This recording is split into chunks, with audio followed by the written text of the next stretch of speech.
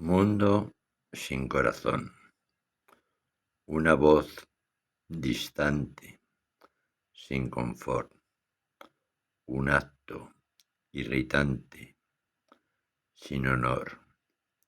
Un hecho preocupante y un dolor. Un helecho como caricias de mi amor.